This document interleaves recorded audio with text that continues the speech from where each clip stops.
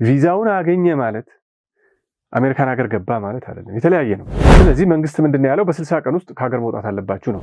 ቴምፖራሪ ፕሮቴክትድ ስታተስ ማለት ነው ኢትዮጵያውያን ሀገሪቷ ውስጥ በነበረ ችግር የአሜሪካን መንግስት ለማንኛውም ኢትዮጵያዊ አሜሪካን ሀገር ለገባ ለማንኛውም ኢትዮጵያዊ የዛሬ 20 ዓመትም የመጣ የዛሬ 10 ዓመትም የመጣ የነበረ መኪና 3 ጎማ ነው ያለው የሚመስል በቃ መስኮት የለውም ኤሲ የለውም ምናምን ሳውና ውስጥ ያለ ነው የሚመስል እዛ ቲፒኤስ ላይ ያሉ ሰዎች ብዙ አይነት ስታተስ ያላቸው ሰዎች ናቸው። አሁን ለምሳሌ ተማሪ ሆኖ የተማሪ ቪዛ ያለው I-20 ቫሊድ ሆኖ ቲፒኤስ የቲፒኤስ መብት ስለሆነ ኢትዮጵያዊ ስለሆነ ያን መብት ተጠቅሞ እየሰራ ነው። የተያዙ እየተባረሩ ያሉ ሰዎች ማን ነው መስጋት ያለበት? ሁሉም ሰው ነው መስጋት ያለበት። እኛም ዳኛውም ከፍርድ ቤት ሆኖ እስረኞቹም ከእስር ቤት ሆኖ ማለት ነው። ያላግባብ የአሜሪካውያንን ጥቅም እየተጠቀሙ ያሉ ሀገሮች የሚል ሊስት ወጥቷል። ከቻይና ነው፣ ከህንድ ሀገር፣ ከላቲን አሜሪካን ሀገሮች፣ ከአፍሪካ ከብዙ ሀገሮች፣ ከአረብ ሀገሮችም ጭምር ነው ሰክሰስፉል የሆኑ ሰዎች አሉ ነው ገብተው እኮ ብዙዎቹ እኮ አሁን ነው እንጂ ነገሮች የከበዱን እኮ በፊት አብዛኛዎቹ ሰክሰስፉል ይሆናሉ።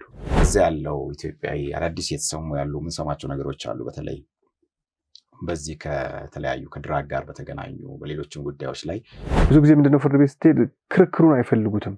ቶሎ ብለህ ካመንክ በቃ በዚህ እንቅጣህና ነፃ ትሆናለህ፣ የመጀመሪያ ነው ችግር የለህም ነው ብዙ ጊዜ የሚሉት።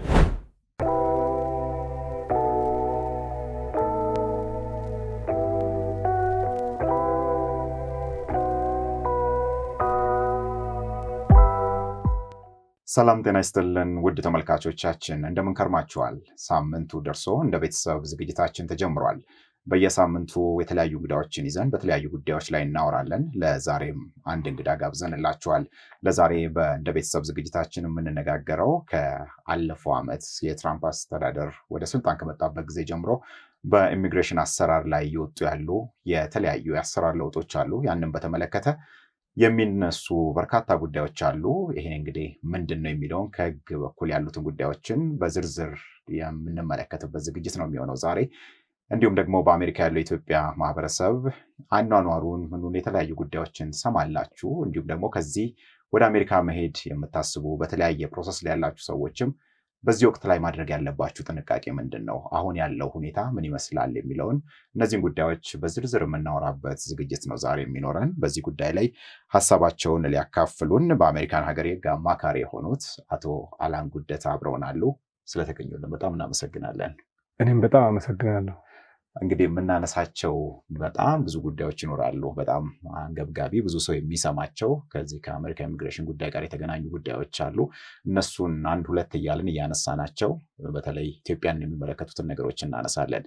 ዝግጅታችን እንደ ቤተሰብ ነውና ቀጥታ ወደዚህኛው ጉዳይ ከመግባታችን በፊት የእርሶን መንገድ ብንሰማ ይሻላል ብዬ አስቤ ነው። በቅድሚያ አንተ እያልኩ እንዳወራ ይፈቀድልኝና ተፈቅዶልሃል። ከዛ በኋላ ራሱ አቶ አላን የህግ አማካሪ ሆነው አሜሪካ ላይ ሌሎችን የሚረዳ ሌሎችን የሚያገለግል ሰው እስኪሆን ባለው ድረስ ከዚህ ተነስተህ አሁን እስካለበት ቦታ እስክደርስ የሄድከው መንገድ አንዳንዴ የህይወት መንገድህም ሌሎቹን ያስተምራልና በዛ ብንነሳ ጥሩ ይመስለኛል። ስለሱ እንጫወት። አዎ ወደ አሜሪካን ሀገር የሄድኩት በ2001 ዓመተ ምህረት ነው እንደ አውሮፓውያን አቆጣጠር። ከሄድኩኝ በኋላ ብዙም አልቆየሁም ወደ ትምህርቱ ዓለም ስገባ ማለት ነው። በ2003 ዓመተ ምህረት ነው አይ ቢሊቭ ትምህርት የጀመርኩት። ወዲያው ነው አይ ቲንክ ወዲያው ነው የሚባለው እንደው ሪላቲቭሊ ከሌላው አንጻር ስታየው ማለት ነው። እድለኛም ስለሆንኩ ሊሆን ይችላል። ከ3 ዓመት ትምህርት በኋላ ያው ማድረግ የሚገባኝን ነገር ጨርሼ ላይሰንሱን ያስኩኝ። ከዛ በኋላ 1 ዓመት ወይ 2 ዓመት ነው ተቀጥሬ የሰራሁት። ወዲያው የራሴን የህግ ማማከር ቢሮ ነው የከፈትኩት። ከ2009 አካባቢ 2010 ጀምሮ ግን ሙሉ ስራዬን በራሴው ቢሮ አካባቢ ነው አተኩሬ መስራት የጀመርኩት እስካሁን ድረስ ማለት ነው። ስለዚህ አይ ቢሊቭ ለ15 ዓመት በላይ በዚህ ስራ ተሳትፌያለሁ ማለት ነው። እንግዲህ እዚህ ከህግ ጋር የተገናኘ ትምህርት ነበረ? እንዴት ነው መንገድ ወደዛ? ኢትዮጵያ ያለሁኝ የተማርኩት ህግ አይደለም። ህግ መማር ብፈልግም ማለት ነው። ግን ህግ ለመማር ደግሞ በጣም ጎበዝ መሆን አለብህ። ያኔ በእኛ ጊዜ ማለት ነው። ግን እድሉን አላገኘሁም። ህግ የመማር ፍላጎቱ ቢኖረኝም ማለት ነው። ኢትዮጵያ እያለሁኝ በፖለቲካል ሳይንስ ነው የተማርኩት። ፖለቲካል ሳይንስ እና የኢንተርናሽናል ሪሌሽንስ ወይም ዓለም አቀፍ ግንኙነት። ከዛ በኋላ እንዳውም በዛም ቶሎ አልሰራውም። የኢትዮጵያ አየር መንገድ ባልደረባ ነበርኩኝ። ለ3-4 ዓመት ከሰራው በኋላ ነው አሜሪካን ሀገር የሄድኩት። ከዛ ኢሚዲየትሊ ግን አሜሪካን ሀገር ከሄድኩ በኋላ ምንም ሐሳብ የለም። ሐሳቤ ህግ መማር ነበረ። ቀላል አልነበረም። ትምህርቱ ሳይሆን ቀላል ያልሆነው እንደው ማሰቡ፣ ወደዛ መግባቱ፣ ወደ ህግ ትምህርት ቤት ለመግባት የሚደረገው ጉዞ ቻሌንጂንግ የሆነብኝ እኔ እሱ ነው ብዬ ነው የምገምተው። ትምህርት ቤትማ ከተገባ በኋላ ያው የትምህርት ቀላል የለውም። ሁሉም ትምህርት ነው። ጊዜህን ይፈልጋል። ፎከስድ መሆን ያስፈልጋል። አንዳንድ ነገሮችን ወደ ጎን መተው አለብህ። ማንኛውም ትምህርት ማለት ነው። ግን ወደ ህግ ትምህርት ቤት ለመግባት ግን ለሀገሩ አዲስ ነኝ። የሚያስፈልጉት ነገር ብዙ ናቸው። አሜሪካን ሀገር ደግሞ ህግ ለመማር የመጀመሪያ ዲግሪ የለም። አሜሪካን ሀገር የህግ ትምህርትና የህክምና የሜዲሲን ዶክተር ለመሆን የመጀመሪያ ዲግሪ የለም። እዚህ ሀገር አሁን 12ኛ ክፍል ጨርሳለህ፣ ማትሪክ ትፈተናለህ። ከዛ በኋላ ቀጥታ ወደ ህግ ትምህርት ቤት ትገባለህ፣ ወይም ቀጥታ ወደ ሜዲሲን ወይም ሐኪም ትሆናለህ። አሜሪካን ሀገር እንደዛ የለም። የመጀመሪያ ዲግሪ ያስፈልጋል። ከዛ በኋላ ነው ወደ ህግ ትምህርት ቤት ወይም ወደ ሜዲሲን ወይ ሐኪም ለመሆን ትምህርት ቤት የምትገባው። እንደ ድል ሆኖ እኔ ኢትዮጵያ እያለሁኝ የመጀመሪያ ዲግሪ ስለነበረኝ እዛ ቀጥታ ወደ ህግ ትምህርት ቤት ለመሄድ ብዙ አልቸገረኝም። ምክንያቱም የትምህርቱ ሁኔታ ደግሞ ኢትዮጵያ ውስጥ አንደኛ በእንግሊዝኛ ነው የምንማረው። የግሬድ አሰጣጡ ደግሞ ABCDF ነው። አብዛኛው ትምህርት ነው ከምዕራባውያን ስታንዳርድ ጋር አንድ አይነት ስለሆነ ብዙ አልተቸገርንም። የነበረንን ግሬድ ብዙም ኮስችን አላደረጉትም። ቀጥታ ወደ ህግ ትምህርት ቤት ገብቻለሁ እና በዛ ሁኔታ ነው ወደ ህግ ትምህርት ቤት የገባሁት። ትምህርቱ ቻሌንጂንግ ነው ኦፍ ኮርስ፣ ግን ኢትስ ዱወብል፣ ይቻላል፣ ማድረግ ይቻላል። ያሰበ ሰው ማድረግ ይችላል። if I can do it and anybody can do it ብዬ ነው የምገምተው። እንግዲህ እንዴት ተቀበለ በዛ ጊዜ አሜሪካን ስትሄድ? ብዙ ሰዎች እንግዲህ መጀመሪያ ላይ አስበውና አልመው የሚሄዱት ነገር ይኖራል። እንዲህ ሊሆን ይችላል ብለው ከሰሙትም በፊልምም በምንም ካዩትም ከዛ ሲመጡ ለአንዳንዱ እንዳሰበው ይሆንለታል። ለብዙዎቹ ግን ያልጠበቅኩት ሆነብኝ የሚል ነገር ነው። የመጀመሪያ ጊዜ መጀመሪያዎቹ ዓመታት በተለይ ለብዙዎቹ ከባድ ይሆናል። ለአንተ አሜሪካ እንዴት ነበር የተቀበለ? ከዛ በኋላስ እንዴት ተደጋግሞ የሚነሳ ወደ ሲስተም እስክትገባ የሚባል ነገር አለና ወደ ስርዓቱ የዛን ሀገር አካሄዱን አኗኗሩን አውቀው እስክትሄድ የነበረው ሂደት እንዴት ነበር? እውነት ነው።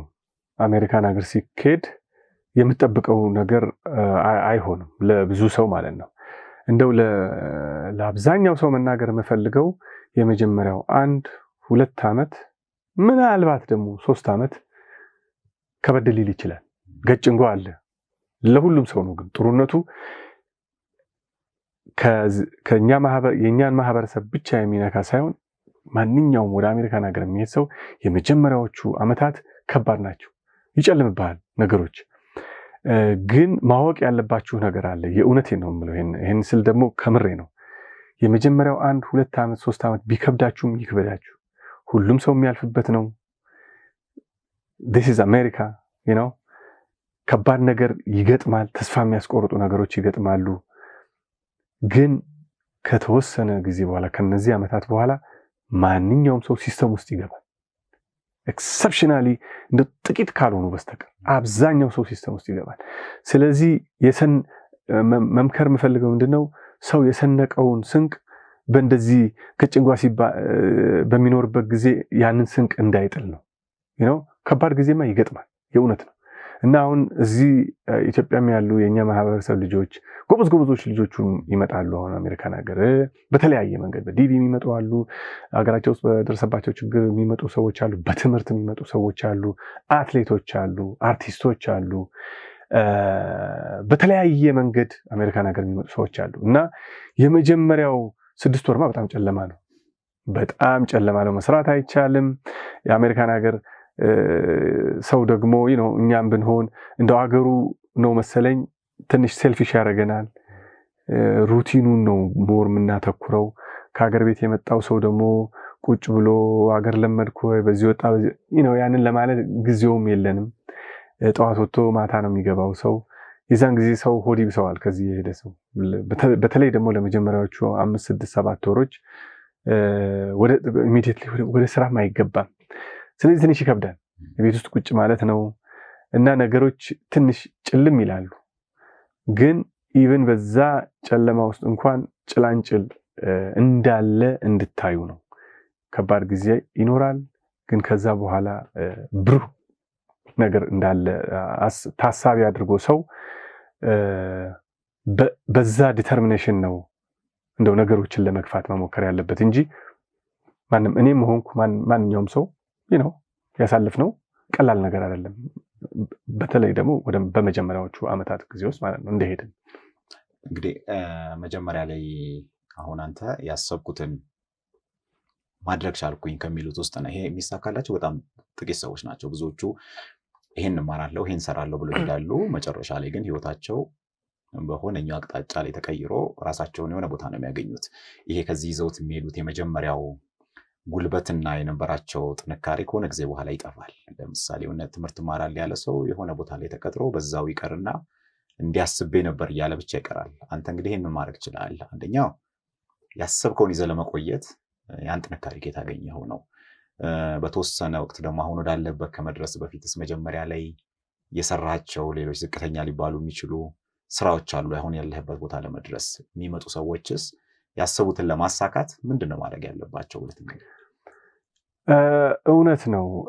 እኔ እንኳን በተለየ ሁኔታ ጎበዝ ስለሆንኩ ነው ያሰብኩትን ያሳካሁት ለማለት ይከብደኛል። ምክንያቱም ብዙ የቤተሰብ ጫናም አልነበረብኝም። እኔ ብዙ ችግርም አልነበረብኝም።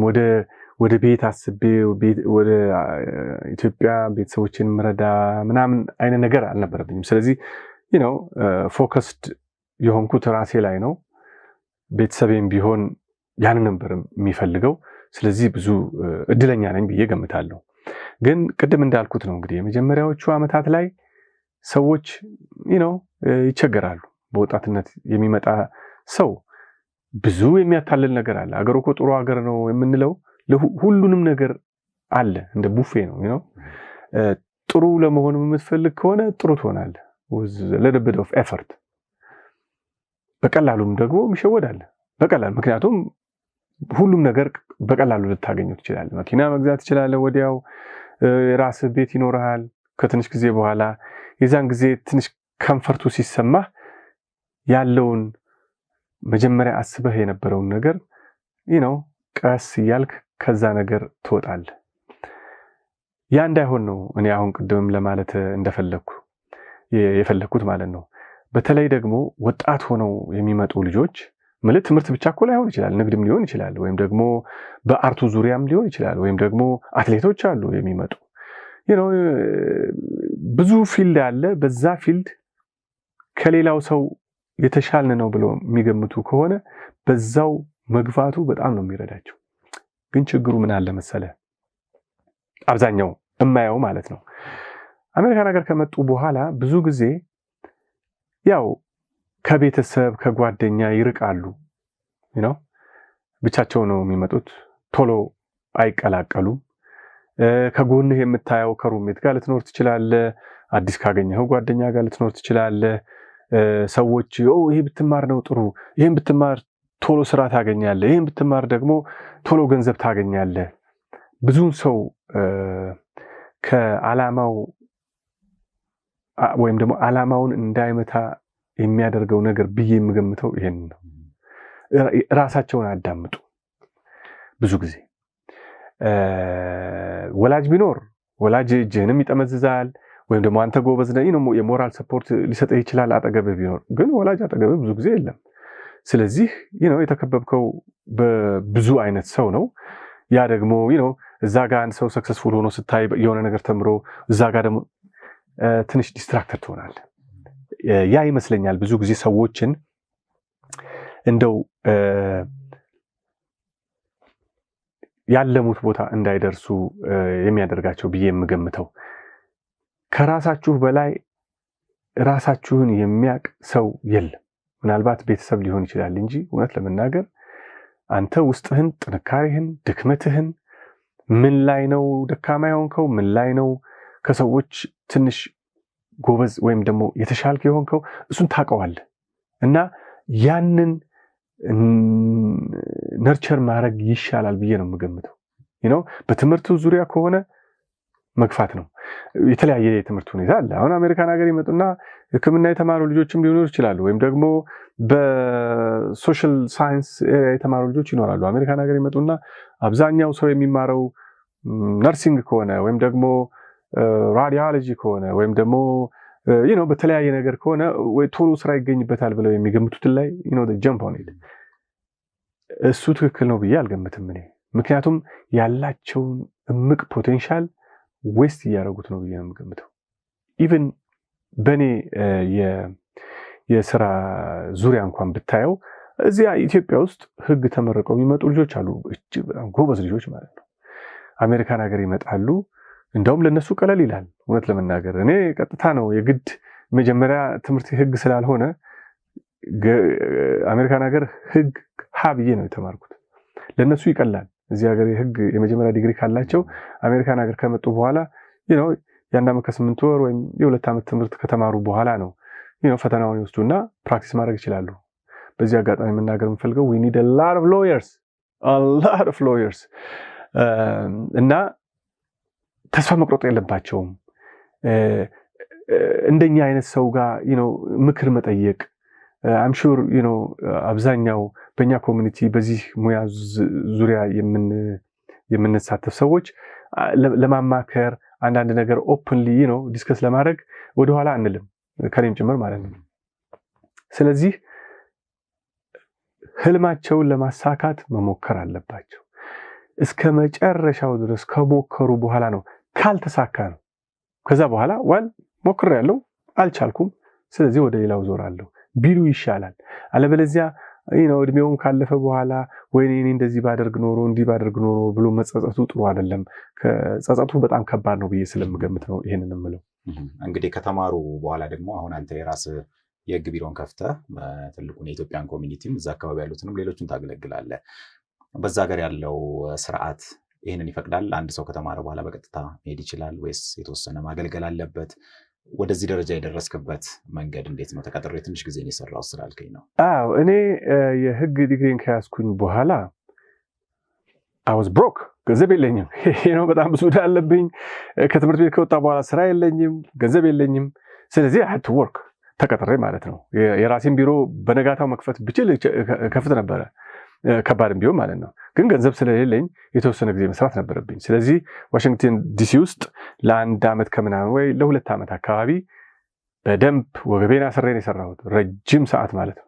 ረጅም ሰዓት ስልህ የእውነት ረጅም ሰዓት maybe 14-15 hours a day። ውሸት አይደለም፣ የእውነት ነው። ሰው ይገርመዋል። 15 ሰዓት እንዴት ሰራው ይላል ምናምን ይላል። እኔ ግን ሰርቻለሁ፣ የእውነት ነው። 7ቱንም ቀን ነው ደግሞ ያለ እረፍት ማለት ነው።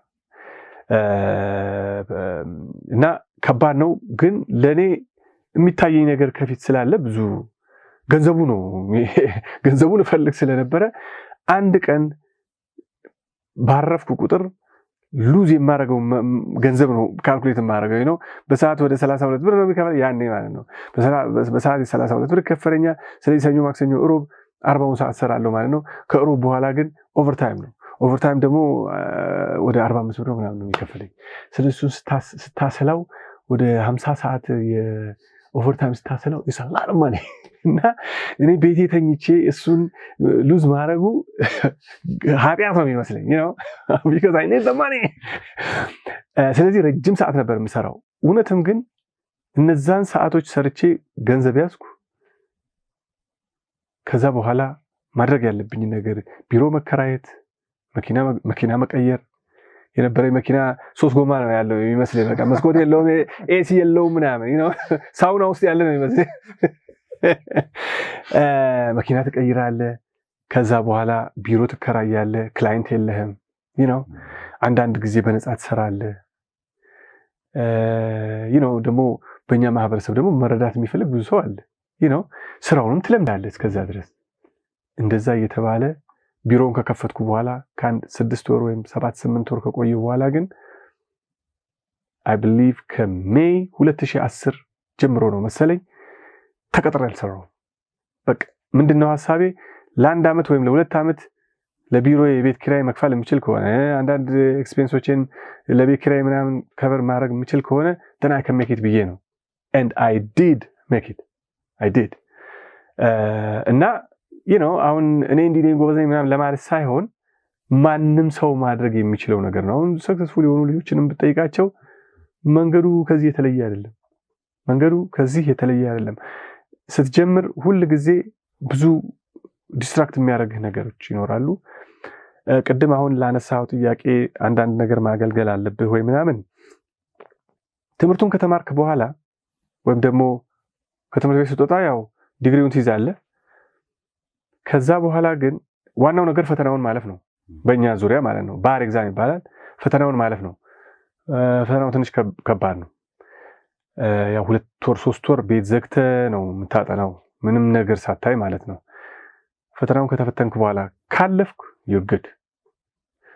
ከዛ በኋላ ፕራክቲስ ማድረግ ትችላለህ። ብትፈልግ ተቀጥረህ ብትፈልግ በራስህ ቢሮ የራስህን ቢሮ ከፍተህ ማለት ነው።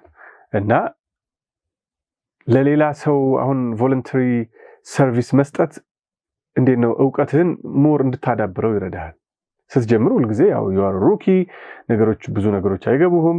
ግን በነፃ ከአንዳንድ ሰዎች ሲኒየር ከሆኑ አተርኒስ ስር ሆነ ስትሰራ ነገሮች ይገባዋል። ይሄ እንደዚህ ነው የሚደረገው፣ ፍርድ ቤት ስትሄድ እንደዚህ ነው ማለት ነው የምታደርገው የሚለው ነገር እንረዳለን። እና ለተወሰነ ጊዜ ሰርቪስ ሰጥቻለሁ በነፃ በሳምንት 2 ቀን 2 ሰዓት 3 ሰዓት ፋሚሊ ኬዞችን ምናምን በነፃ አቅም የሌላቸውን ሰዎች መርዳት ማለት ነው አንደር ሱፐርቪዥን ኦፍ ሲኒየር አተርኒስ። ያ ነገር ግን እኔ ሞር ለኔ ነው የጠቀመኝ እንጂ ለሰጠሁት ኮሚኒቲ ብቻ ሳይሆን ለኔ ነው ሞር የጠቀመኝ። ምክንያቱም ብዙ ነገር እንዳውቅ ረድቶኛል። ግዴታ ግን የለብህም።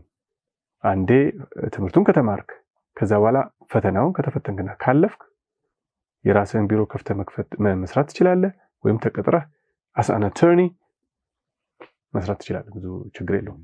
እንግዲህ ያለፉትን 15 ዓመታት በዚህ በሜሪላንድ በዲሲ አካባቢ ዲኤምቪ ኤሪያ ላይ ነው በብዛት ስትሰራ የቆየኸው። በብዛት ኢትዮጵያ ማህበረሰብ ያለበት ነው። እንግዲህ ምን አየህ በእነዚህ ጊዜዎች ውስጥ? እስቲ ንገረን። ከህግ ጋር በተገናኘ በብዛት ኢትዮጵያን እዛ አካባቢ ያሉ የምታገለግላቸውም ኢትዮጵያን ናቸው። ከኢትዮጵያ ይዘህ የምትሄደው አስተሳሰብ፣ አመለካከት፣ የኖርክበት ባህል አለ። አንዳንዴ እዛ ካለው ጋር የሚጋጭበት ሁኔታዎች አሉ። እዛ ካለው ህግ ጋር እያደረግ ብዙ ነገሮች ምን ይገጥመዋል? እስቲ እነሱን እንጫወት። ብዙ ጊዜ በእኛ ማህበረሰብ ዙሪያ እንግዲህ በሌላውም ሊሆን ይችላል፣ ግን እዚህ የማህበራዊ ኑሮው ሞቅ ያለ ነው። እዚህ ባህላችንም እንደዚሁ ማለት ነው። መተዛዘን፣ መተሳሰብ፣ ይሉኝታ ምናምን የምትለው ነገር አለ። አሜሪካን ሀገር ስትመጣ ግን ትንሽ ከበድ ይላል። ይሄ የግላዊ ህይወቱ ነው ሞር አንፎርቹኔትሊ የግላዊ ህይወቱ ነው ሞር የሚያመዝነው። እና ከዚህ ከሄድክ በኋላ መጀመሪያ እንደውም ቅድም እንደነገርኩ ነው 1 ዓመት 2 ዓመት ችግር ይገጥማል፣ ገጭንጓ አለ ያልኩት አንዱም አስፔክት ይሄ ነው። እዚህ ሀገር ላይ ይሄን ያህል ሲሪየስ አይደለም የምትላቸው ነገሮች እዛ ሲሪየስ ሊሆኑ ይችላሉ። አሁን ለምሳሌ ሰውን መንካት ጾታዊ ትንኮሳ አደረገ ብሎ በጣም ትልቅ ችግር ሊያደርስብህ ይችላል። እዚህ ሀገር ተቃቅፈ ነው የምትሳሳመው፣ እጅ ትይዛለህ፣ ብዙ ነገር አለ። እዛ ግን እንደዚህ የለም። የሳቁልህ ይመስልሃል ስማይል፣ ግን ከዛ ስማይል ጀርባ ግን ሌላ ነገር ነው ያለው። እና የኛ ሰው ያንን ያይና ምንም አይነት መጥፎ ኢንቴንት ላይኖረው ይችላል፣ መጥፎ ተንኮል ምናምን አስቦ ላይሆን ይችላል። ግን አንዳንድ ጊዜ እጅ የመያዝ ወይም ደግሞ አንዳንድ ነገር የንክኪ የሰውነትን ንክኪ ምናምን ሲሆን ከባድ ችግር ያመጣል። ስለዚህ እንደው እነዛ ላይ ሰው ቢጠነቀቅ ጥሩ ነው። ሌላው ደግሞ እዚህ አሁን አንዳንድ ሰው ሞቅ ብሎት ይነዳል። ብዙ ጊዜ ችግር ላይኖር ይችላል። 1 ቢራ 2 ቢራ ጠጥቶማ ኖርማል ነው። እዛ ግን ነገሮች ሲሪየስ ያደርጋሉ። በተለይ ደግሞ አሁን ከሚደረገው አዲሱ አድሚኒስትሬሽን ከሚያመጣው ነገሮች አሁን ሲዝናችሁን እንነጥቃለን፣ ወይም ደግሞ ግሪን ካርዳችሁን ሲዝን ለመሆን ስትሞክሩ ባክግራውንዳችሁን እናጠናለን፣ ወይም ደግሞ ክራይም የፈጸመ ሰው ኢቭን ግሪን ካርዱን መንጠቅ እንሞክራለን ምናምን እያሉ እያስፈራሩ ነው። እና ለእንደዚህ ሁሉ ነገሮች ተጋላጭ መሆን አያስፈልግም። አዲስ ሀገር ነው፣ አዲስ ባህል ነው። there is a new sheriff in town። ስርዓቱም ደንቡም የተለየ ነው፣ እንደ አገር ቤት አይደለም። ስለዚህ ቶሎ ከሁኔታዎች ጋር ታርቆ ብዙ ሲሪየስ የሆኑ ነገሮች ሳይገቡ እንደው በተቻለ መጠን ደግሞ እንደው የሚያስቸግር ከሆነ ቶሎ ብሎ የህግ ምክርን መጠየቅ ጥሩ ነው፣ ነገሮች ሳይባባሱ ማለት ነው። አሁን አብዛኛውን ጊዜ እኛም የምናየው ምንድነው በቤተሰብ ዙሪያ ቀላሉን ችግር መጀመሪያውኑ በመተው ነገሮች በጣም ከተጋነኑ በኋላ ያመጡታል። ቢሮ ከባድ ነው። አሜሪካን ሀገር ደግሞ ብዙ ጠበቆች አሉ። እያንዳንዱ ጠበቃ ደግሞ ህይወቱ በክላይንቱ እንትን ላይ ዲፔንድ ያደረገ ነው። ስለዚህ እዛ ከመድረሱ በፊት መክሮ እንደዚህ አታድርጉ እንደዚህ አድርጉ ብዙ አይልም። በተለይ ደግሞ በሌላው ማህበረሰብ ያሉ የህግ አማካሪዎችና ነገሮች ሊከሩ ይችላሉ። ስለዚህ በተቻለ መጠን እንደው ነገሮች ሳይከሩ ምክርም ከሆነ ምክር ያስፈልጋል። የእውነት ለመናገር ምክርን የመሰለ ነገር የለም። ምክር ደግሞ ከጓደኛም ከቤተሰብም ሊሆን ይችላል። ግን አገሩ አዲስ ስለሆነና ያ ጥቃቅን ነገር የት ሊያደርስ እንደሚችል ስለማይታወቅ ከህግ አማካሪ ምክሮችን መስማት በጣም ጥሩ ነው። አይነው ጠበቆች ውድ ናቸው፣ ጠበቆች አይገኙም፣ ስልክ አያነሱ ምናምን።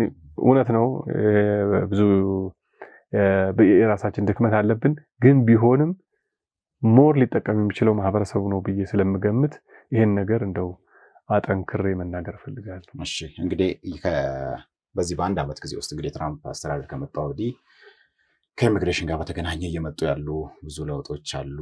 እያንዳንዳቸውን አንድ በአንድ እናያቸዋለን። እንደው ጠቅላላ ካሉ ሀሳብ እንነሳና ያለፈው አንድ ዓመት እንደ አንድ በህግ ጉዳይ ላይ እንደሚሰራ ሰው ለአንተ እንዴት አይነት ነገሮችን ያየህበት፣ ምን አዳዲስ ነገሮችን ያየህበት ጊዜ ሆነ? ከኢሚግሬሽን ጋር በተገናኘስ ከባዱ ጊዜ ይሄ ነው ሊባል ይችላል? አንተ በቆየበት እንግዲህ 15 ዓመት ማለት ከኦባማ ጀምሮ ባለው ከዛ የትራምፕ የመጀመሪያ ጊዜ ከዛ የባይደን ከዛ ሁለተኛው እንደማለት ነው። በእነዚህ ጊዜዎች ውስጥ አንተ በስራ ባሳለፍክበት ጊዜ ውስጥ እያነጻጸርክ እስኪ ንገረን፣ ያለፈው አንድ ዓመት ምን አዳዲስ ነገሮችን ይዞ መጣ? እምልህ እኔ አሁን በስራ ባሳለፍኩበት ጊዜ ከኦባማ ጊዜ ጀምሮ ማለት ነው የኢሚግሬሽን ኢሹዎች በጣም ሲሪየስ ናቸው። ኢቭን በፊትም አሁን ፖለቲሳይዝድ ሆነዋል።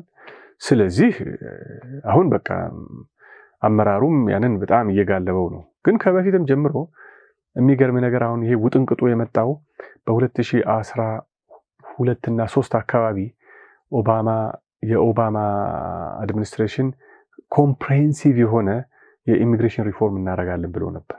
በሁለተኛ ተርሙ ማለት ነው። የመጀመሪያው ላይ ሜዲኬር ነበር፣ ኦባማ ኬር አሳለፈ። የሚቀጥለው ደግሞ ትልቁ ፕሮጀክት የኢሚግሬሽን ነው ብሎ ነበር፣ አልተሳካለትም። ግን ተወርቶ ነበረ መጀመሪያ ላይ ማለት ነው። በቃ እንደዚህ እናደርጋለን። በዛን ጊዜ ቦርደሩ በጣም ኦፕን ሆነ። ብዙ ሰው ወደ አሜሪካን ሀገር መግባት ጀመረ። ምክንያቱም አምነስቲ ይደረጋል። አንዴ ከገባን በኋላ አዲሱ ህግ እስኪወጣ ድረስ ቶሎ ብለን ወረቀት ልናገኝ እንችላለን በሚል ሀሳብ ማለት ነው። ከዛ በህጋዊ መንገድ የገቡ ሰዎች ስታክ ማድረግ ጀምሩ። ከዛን ጊዜ ከ2013 ጀምሮ ማለት ነው።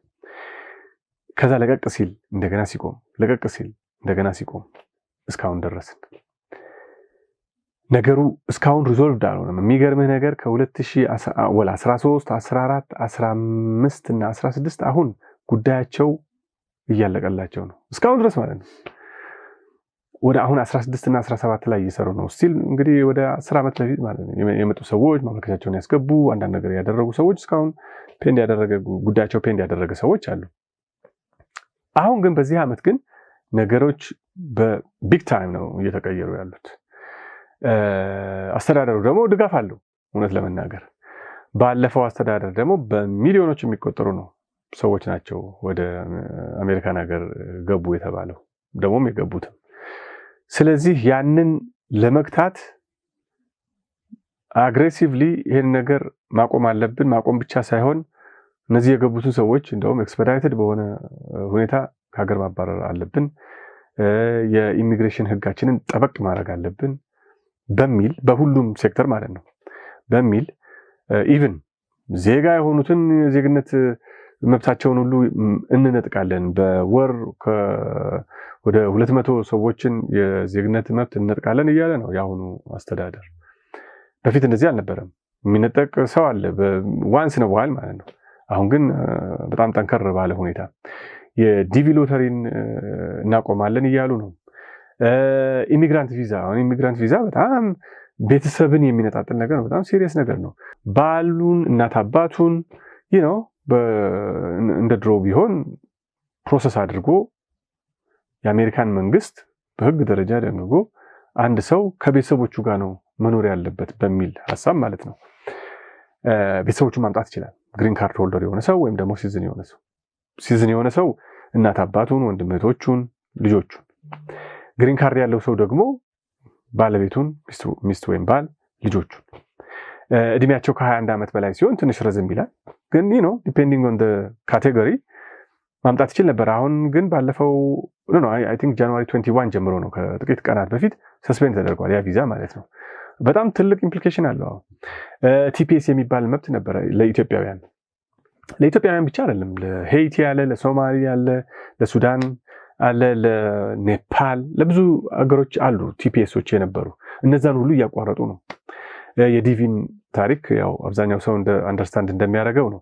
እና ነገሮች ሲሪየስ እየሆኑ ነው።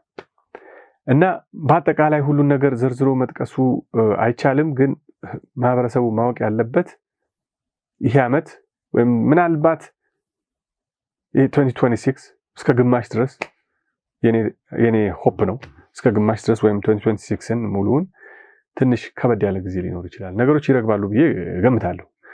ግን ለኢሚግራንቱ በጣም ጥሩ የተመቻቸ ዓመት እንዳልሆነ፣ ወራቶች እንዳልሆኑ መረዳትና ነገሮችን በትዕግስት ማሳለፍ፣ ኢንፎርሜሽን ቶሎ መከታተል።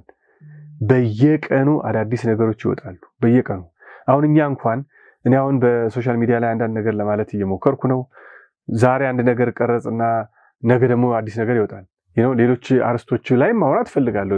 የብዙ ሰው ችግር አለ። ኬዋን ቪዛ አሁን ማድረግ ይችላለሁ ወይ ይላል። ዲቪ ሎተሪ እንዴት ነው? እኔ እንደዚህ ቪዛ ማህበረሰቡ ብዙ የሚጠይቃቸው ጥያቄዎች አሉ። እሱን መመለስ ፈልጋለሁ የእውነት ማለት ነው። ግን እነሱን በመመለስ ፋንታ አዳዲስ ነገሮች፣ ዜናዎች ሲመጡ ያንን ዜና ደግሞ ማሳወቅ ያለብን ይመስለኛል። እንዳውም ሌት ነኝ ብዬ ነው የምገምተው። ከአሁን በኋላ ግን I'll try my best ካለኝ የሰዓት እጥረትም ቢሆን በየጊዜው ነገሮችን አፕዴት ለማድረግ ሞክራለሁ። እና ማህበረሰቡን ማሳሰብ የምፈልገው ምንድነው? ኢንፎርሜሽን ኢዝ ፓወር። ኢንፎርሜሽን ለማወቅ ሞክሩ። ነገሮችን በግልጽ ከህግ አማካሪዎች ግልጽ ሆኖ እንዲነግራችሁ ነው መፈለግ ያለባችሁ እንጂ የግድ አንድ ሰው ጠበቃ መሆን የለበትም ነገሮችን ለማስረዳት። ግን በተቻለ መጠን በቀላሉ ኢን ሌመን ተርምስ መረዳት ከቻላችሁ የምትፈልጉትንና ወይም ደግሞ ማድረግ የምትፈልጉትን ከእናንተ በላይ እንደውም ጠበቃውም አይወስንም። ግን ጠበቃው በደንብ ሊያብራራላችሁና በቀላሉ 1 2 3 4 ብሎ ለመንገር ይገደዳል። ያንን ከሰማችሁ በኋላ ውሳኔው እናንተ ነው። ግን ኢንፎርሜሽን ኢዝ ፓወር። ስለዚህ ቶሎ ኢንፎርሜሽን ለመከታተል ሞክሩ። እንግዲህ እስቲ ከብዙ ኢትዮጵያውያን የሚመለከቱትን ጉዳዮች የተወሰኑትን እያፍታታ ንገረን እስቲ። ለምሳሌ አንደኛው ከዲቪ ጋር የተገናኘ ብዙ ጥያቄ ይነሳል በዚህ ጊዜ ላይ። አሁን የተወሰነው ውሳኔ ምንድን ነው? በምን ደረጃ ላይ ነው ያለው የሚለውን ትንሽ ንገረን። ከዛ ደግሞ በተለያየ መንገድ መሄድ የሚፈልጉ አሉ፣ በትምህርትም ሌሎችም ጉዳዮች ያላቸው። እነሱን በተመለከተ አሁን ያለው አሰራር ምንድን ነው የሚለውን ትንሽ ነገር እናውራ። ከዛ ደግሞ የቲፒኤስን ቅድም አንስተናል፣ ከዛ ሊመለሱ ይችላሉ የሚሉ ደግሞ ስጋት ውስጥ ያሉ አሉ። በተለይ ከዲቪ ጋር በተገናኘ የተወሰኑት የ2026 ይመስለኛል የሄዱም አሉ። ከሄዱ በኋላ እነሱንስ ይመለከታሉ አሁን የተወሰኑት ውሳኔዎች? እዚህ ያሉትስ ምንድነው የሚያደርጉት? ወደ ኢትዮጵያኖች ጉዳይ ቀረብ እናድርገውና እያንዳንዱን እያፍታታን ብናየው። ከዲቪው ልጀምርልህ። የዲቪ ሎተሪ ሴሌክሽን ፕሮሰሱ አልቋል። ወጥቷል። አይ ብሊቭ ላስት ይር ነው ወደ ሜይ ላይ ነው መሰለኝ የወጣው። ከሜይ ጀምሮ ምዝገባው የጀመረውና አይ ቲንክ ኦክቶበር ላይ ነው መሰለኝ የወጣው። ሴሌክሽን ፕሮሰሱ አልቋል። እድለኛ ሆኖ ቪዛው የተሰጠው ሰው አለ። ቪዛው ተሰጠው ማለት ሎተሪውን አሸነፈ ማለት ቪዛውን አገኘ ማለት አይደለም። ቪዛውን አገኘ ማለት አሜሪካን ሀገር ገባ ማለት አይደለም። የተለያየ ነው። ሴሌክሽን ፕሮሰሱን ስታልፍ ሎተሪ ይወጣል ማለት በቃ አሸናፊ ሆናል ማለት ነው። ኦኬ ያንን አሸናፊነት ይዘህ የምትከተላቸው ስቴፖች አሉ 1 2 3 4 እነዛን ስቴፖች ትከተልና የመጨረሻው ስቴፕ ምንድነው? ኤምባሲ ትሄድና ሁሉ ነገር ይጠይቁሃል። እድሜ፣ ስም ትክክል ነው ወይ? ያቀረብከው ባክግራውንድ ኢንፎርሜሽኖች ትክክል ናቸው ወይ? አልዋሽህም ወይ ከዚህ በፊት ምናምን እነሱን ካዩ በኋላ then they will put a stamp on your passport ፓስፖርት ላይ ቪዛው ይመታል። ኦኬ አሁንም ቪዛው ተመታልህ ማለት አሜሪካን ሀገር እንድትገባ ተፈቅዶልሃል ነው። ግን አልገባህም ገና ነው። ምክንያቱም ኤርፖርት ላይ ችግር ሊገጥምህ ይችላል። ስቲል ሶስተኛ ህርድል አለ። ግን አትሊስት ቪዛውን ታገኛለህ። ከዛ በኋላ ያው ዝግጅትህን እንግዲህ ሻንጣን ሸክፈህ ሰው ወደ አሜሪካን ሀገር ይሄዳል። ኤርፖርት ላይ ደግሞ ከስተም ኤንድ ቦርደር ኢንፎርስመንት የከስተም ኦፊሰርስ ያሉ ፓስፖርትን በዲቪ ያሸንፋል ዌልካም ይሉና አድሚት ያደርጉሃል ማለት ነው። ቃሉ አድሚሽን ነው። አድሚት ያደርጉሃል፣ ትገባለህ። አሁን ስቴፕ ባይ ስቴፕ እንሂድ። ሎተሪውን ያሸነፈ ሰው ግን ቪዛው ፓስፖርቱ ላይ ያልተመታለት ሰው አሁን ከወር በፊት አዲሱ አድሚኒስትሬሽን ሰስፔንድ አድርጎታል የዲቪ ሎተሪን። ስለዚህ አንፎርቹኔትሊ አሁን እነሱ መቼ እንደሚለቁት አይታወቅም። ቪዛውን ላያገኙ ይችላሉ ለተወሰነ ጊዜ። አይ ዶንት ኖ ለወር ሊሆን ይችላል፣ ለስድስት ወር ሊሆን ይችላል፣ ለዓመት ሊሆን ይችላል። እስከ መጨረሻውም ሊያቆሙ ይችላል። አይ ዶንት ኖ የኮንግረስ ያሳለፈው ነገር ነው፣ ህግ ነው፣ በቀላሉ የሚታጠፍ ነገር አይደለም። ግን ምን ያህል ይቆያል የሚለውን ነገር በእርግጠኝነት መናገር አይቻልም። ግን ሎተሪውን አሸንፈው ቪዛው ፓስፖርታቸው ላይ የተመታ ሰዎች ዳር ኦኬ ሪቮክ አይደረግም። ባለፈው ወር አዲስ ህግ ወጥቷል፣ ስለዚህ የእናንተን ቪዛችሁን እንነጥቃችኋለን አይባሉም። ስለዚህ ትንሽ መረጋጋት ይችላሉ። አሜሪካን ሀገር የገቡማ ችግር የለባቸው ምንም ችግር የለባቸውም። ከገቡ በኋላ ያው አጀስት ያደርጋሉ፣ ስታተሳቸውን ግሪን ካርዳቸውን ያገኛሉ በአጭር ጊዜ ውስጥ። ስለዚህ 3 ስቴፕ አለው። እስካሁን ቪዛ ያላገኙት ላይ ነው እንግዲህ ችግር የሚኖረው እና አሁን እንዳልኩት ነው ኢንፎርሜሽን ለመከታተል ሞክሩ። በየጊዜው የሚወጡ ነገሮች አሉ። ግን እዚህ ላይ ማሳሰብ የምፈልገው ነገር ምንድነው? ኢቭን ቪዛ ያላገኙት ሰዎች እንኳን ቅድም እንዳልኩ ነው ሎተሪውን ካሸነፉ በኋላ እጣውን ካሸነፉ በኋላ መከተል ያለባቸው ስቴፖች አሉ። እነሱን ስቴፖች አሁንም ማድረግ አለባቸው። አምጡ የሚባሉት ዶክመንት አለ፣ ዶክመንቱን መውሰድ አለባቸው። አድርጉ የሚባሉት ነገር አለ፣ እነዛን ነገሮች ማድረግ አለባቸው። በሚገርም ሁኔታ ኢንተርቪው ይጠሯቸዋል። ኢንተርቪውንም በትክክል ኮንዳክት ማድረግ አለባቸው። የቪዛ ኢሹዋንሱ ብቻ ነው ሰስፔንድ የተደረገው እንጂ ስቴፖቹ ሰስፔንድ አልተደረጉም። ስለዚህ በተቻለ መጠን በትክክል ማድረግ የሚጠበቅባቸውን ነገር ያደርጉ። ተስፋ ቆርጠው በቃ ሰስፔንድ አድርጎታል ስለዚህ ምናምን እንዳይሉ እስከ መጨረሻው ድረስ ይሉና የውጤቱን ሁኔታ እንግዲህ አብረን የምናየው ይሆናል። የዲቪውን በተመለከተ ማለት ነው። ቲፒኤስን በተመለከተ ከዲሴምበር 12 ላይ ነው መሰለኝ ተርሚኔት የተደረገው። ቴምፖራሪ ፕሮቴክትድ ስታተስ ማለት ነው ኢትዮጵያውያን አገሪቷ ውስጥ በነበረ ችግር የአሜሪካን መንግስት ለማንኛውም ኢትዮጵያዊ አሜሪካን ሀገር ለገባ ለማንኛውም ኢትዮጵያዊ የዛሬ 20 ዓመትም የመጣ የዛሬ 10 ዓመትም የመጣ የዛሬ 6 ወርም የመጣ ለማንኛውም ኢትዮጵያዊ በጊዜያዊ መልኩ አሜሪካን ሀገር በህጋዊ መንገድ እንዲቆይ ለ18 ወር የመጀመሪያው 18 ወር አለቀ። ያ 18 ወር ኤክስቴንድ ተደረገ ለሌላ 18 ወር። ያ 18 ወር አሁን ዲሴምበር 12 ላይ ነው ያለቀው። አዲስ አስተዳደር ነው የመጣው። ኤክስቴንድ ያደርጉታል ብለን ጠብቀን ነበረ፣ ግን አንፎርቹኔትሊ ኤክስቴንድድ አልሆነም። ስለዚህ መንግስት ምንድነው ያለው? በ60 ቀን ውስጥ ከሀገር መውጣት አለባችሁ ነው። አብዛኛው ሰው የሚለው ከሀገር መውጣት አለባቸው ነው የሚለው። ወል አንደኛ ግሬስ ፒሪየድ አለው በ60 ቀን ውስጥ። ሁለተኛ ደግሞ እዛ ቲፒኤስ ላይ ያሉ ሰዎች ብዙ አይነት ስታተስ ያላቸው ሰዎች ናቸው። አሁን ለምሳሌ በተማሪ ሆነው ቲፒኤስ ላይ ያሉ ሰዎች አሉ። ጥገኝነት ጠይቀው ቲፒኤስ ላይ ያሉ ሰዎች አሉ። የተለያየ ስታተስ ይዘው ቲፒኤስ ላይ ያሉ ሰዎች አሉ። እነዚህ ሁሉ ከሀገሩ ይውጡ ማለት አይደለም። አሁን ለምሳሌ ተማሪ ሆኖ የተማሪ ቪዛ ያለው I-20 ቫሊድ ሆኖ የቲፒኤስ መብት ስለሆነ ኢትዮጵያዊ ስለሆነ ያንን መብት ተጠቅሞ እየሰራ ነው። ከ40 ሰዓት በላይ ተማሪ ስትሆን ከ20 ሰዓት በላይ እዛው ዩኒቨርሲቲ ውስጥ መስራት አትችልም። ግን የቲፒኤስ ግን ሲኖርህ የስራ ፈቃድ ይሰጡሃል የ5 ዓመት። ስለዚህ መስራት ትችላለህ። ያን አድቫንቴጅ ለመጠቀም ብዙ ተማሪዎች አሉ ቲፒኤስ ላይ ያሉ። እነሱም መፍራት የለባቸውም። ምክንያቱም ቲፒኤሱ ሲያልቅ ኢሚዲየትሊ አውቶማቲካሊ ወደ ድሮ ወደ ነበሩበት ስታተስ ይመለሳሉ። ወደ ተማሪ ስታተስ ማለት ነው። ምናልባት አሁን ተማሪ ናቸው ከ20 ሰዓት በላይ መስራት ላይችሉ ይችላሉ። ምክንያቱም ቲፒኤሱ ከፌብሩዋሪ 12 በኋላ ተርሚኔት አድርጓል። ተርሚኔት ያደርገው ከዲሴምበር 12 ነው። ግን 60 ቀን ግሬስ ፒሪየድ ተሰጥቶታል። ከዛች ግሬስ ፒሪየድ በኋላ መስራት አይችሉም። ኢቨን ኢፍ የ5 ዓመት የስራ ፈቃድ ቢኖራቸው ማለት ነው። የስራ ፈቃድ አለህ ማለት ስታተሱ ነው ዋናው እንጂ የስራ ፈቃዱ የ5 ዓመት መሆኑ 5 ዓመት ያሰራኛል ብለው ትንሽ እንዳይሳሳቱ። ምክንያቱም ሲሪየስ የሆነ ኢምፕሊኬሽን አለው። ስለዚህ አውቶማቲካሊ ወደ ተማሪ ስታተስ ይመለሳሉ ማለት ነው። ጥገኝነት ጠይቀውም ደግሞ ወደ የቲፒኤስን መብት ልጠቀም የሚሉ ሰዎች አሉ። ቲፒኤሱ በሚያልቅበት ጊዜ አውቶማቲካሊ ሪቨርት ያደርጋል በፊት ወደ ነበሩበት ስታተስ። ስለዚህ ከሀገር ትወጣላችሁ የሚለው ነገር ለሁሉም አፕላይ አያደርግም ለማለት ነው። ከሀገር ግን መውጣት የሚገባቸው ሰዎች ሊኖሩ ይችላሉ። እነማን ናቸው እነሱ? ከ2 ዓመት ወይም ከ3 ዓመት በፊት አሜሪካን ሀገር በጉብኝት መጥተው ሊሆን ይችላል። ይሄ ቲፒኤስ መብት ሲሰጥ የአሜሪካን መንግስት መብቱን ሰጥቶናል ብለው የዛ መብት ተጠቃሚ ይሆናሉ። ቪዚተርስ ናቸው። ቪዚተርስ ደግሞ 6 ወር ብቻ ነው መቆየት የሚችሉት፣ ወይም 6 ወር ወይም 3 ወር። ብዙ ጊዜ ከ6 ወር በኋላ መቆየት አይችሉም።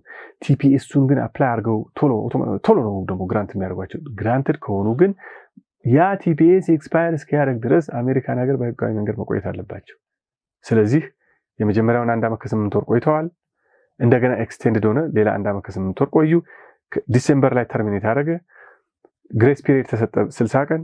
ከዛች 60 ቀን በኋላ ግን እነዚህ ሰዎች ያላቸው ስታተስ የቪዚተር ቪዛ ብቻ ስለሆነ ወይም ደግሞ አርቲስቶች ሊሆኑ ይችላሉ ወይም አትሌቶች ብቻ ሊሆኑ ይችላሉ፣ ሌላ ስታተስ የሌላቸው ከሆነ እነዚህ ሰዎች ያ ቴምፖራሪ የሆነ ጊዜያዊ መብት ስላለቀ በእነዚህ በ60 ቀን ጊዜ ውስጥ ከሀገር ይባረራሉ ሳይሆን ወደ ሀገራቸው ይሄዳሉ ለማለት ነው። መባረር አይደለም ግን በዛ በ60 ቀን ውስጥ። ምክንያቱም በዛ በ60 ቀን ውስጥ ካልወጡ ወደፊት ወደ አሜሪካን ሀገር ለመመለስ በሚያደርጉበት ጊዜ ችግር ሊገጥማቸው ይችላል። ያችን ታሳቢ እንዲያደርጉ። ሌሎቹስ አሁን እንግዲህ በየሚዲያው ስለሚባረሩ ሰዎች በብዛት ይወራልና እዚህ ያለውም ሰው ቤተሰቡም እንዲያውቀው እዛም ሆነ የሚከታተል ሰው እንዲያውቀው አሁን እየተያዙ እየተባረሩ ያሉ ሰዎች በቁጥጥር ስር የሚውሉት የትኞቹ ሰዎች ናቸው? ማን ነው መስጋት ያለበት በዚህ ጊዜ? ማንስ ነው ከስጋት ነፃ ነው ልንለው የምንችለው? አሁን ከመጨረሻው ጥያቄ ልጀምርና ማን ነው መስጋት ያለበት? ሁሉም ሰው ነው መስጋት ያለበት። እኛም እንሰጋለን እኮ መስጋት ሁሉም ሰው ይሰጋል። አንደርስታንደብል። ምክንያቱም በቴሌቪዥን ሁሉ ጊዜ የምታየው ነገር ደስ የሚል ነገር አይደለም። ግን አነሰሰሪ የሆነ ስጋትም አያስፈልግም። ምን ለማለት ነው? አሁን ዲፖርት የሚደረግ ኤክስፐዳይት ዲፖርቴሽን ወይም ደግሞ ኤክስፐዳይትድ የሆነ ሪሙቫል ፕሮሰስ አለ። ያ ማለት ምንድነው? ቶሎ ብሎ ዲው ፕሮሰስ መብታቸውን አስጠብቆ በቃ ፍርድ ቤት እንደምንም ቶሎ ያደናብሩ ያስገቡና ከዛ በኋላ የተፈቀደለት ይቆያል።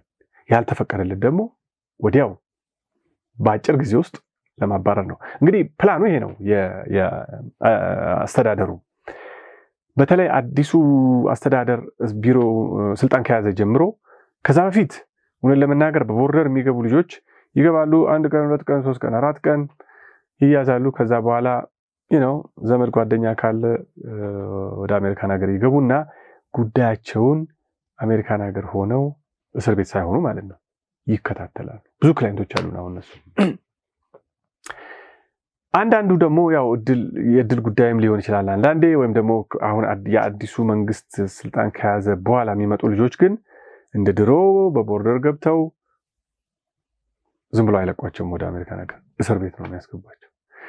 እስር ቤት ሆኖ ጉዳይ መከታተልና አሜሪካን ሀገር ውስጥ ገብተህ ጉዳይን መከታተል አንድ አይደለም። አሜሪካን ሀገር ሆነ ጉዳይን ስትከታተል ከጠበቆች ጋር በየጊዜው ትገናኛለህ፣ ታወራለህ። ለጉዳይ የሚረዱህን ዶክመንቶች፣ ጉዳዮች በደንብ ጠንከር አድርገህ ለማውራት ትችላለህ።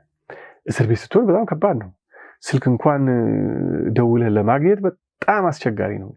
የእስር ቤቱ ሁኔታ ደግሞ በጣም ከባድ ነው እና እኛም እንኳን እስር ቤት ያሉትን ለመርዳት በጣም ነው የምንቸገረው። ሄደን ቪዚት በምናደርጋቸው ጊዜ በጣም ረጅም ሰዓት ነው። ደግሞ ብዙ ጊዜ እስር ቤቶቹ ያሉት ሩቅ ቦታ ነው ያሉት እና እነሱን የአተርኒ ክላይንት ቪዚቴሽን ብለን በምንሄድ ጊዜ በጣም ከባድ ነው ልልህ ነው። ኢቭን ከጠበቆቻቸው ጋር የሚኖረው ግንኙነት እዛው እስር ቤት ሆነው ነው ፍርድ ቤት የሚቀርቡት። እኛ ከቢሮአችን ሆነን ነው በዙም ነው የምንቀርበው። ዳኛውም ከፍርድ ቤት ሆኖ እስረኞቹም ከእስር ቤት ሆኖ ማለት ነው እና ነገሩ ከባድ ነው። አሜሪካን ሀገር ገብተው ጉዳያቸውን እንደሚከታተሉ ልጆች አይቀልም። እስር ቤት ሆነው ከተከራከርንላቸው በኋላ የሚያሸንፉ ክላይንቶቻችን በአጭር ጊዜ ውስጥ ይፈታሉ። ማሸነፍ የሚባለው ነገር የተለያየ ቢሆንም ግራንትድ የሆኑ ሰው ልጆች ይወጣሉ ያለምንም ችግር።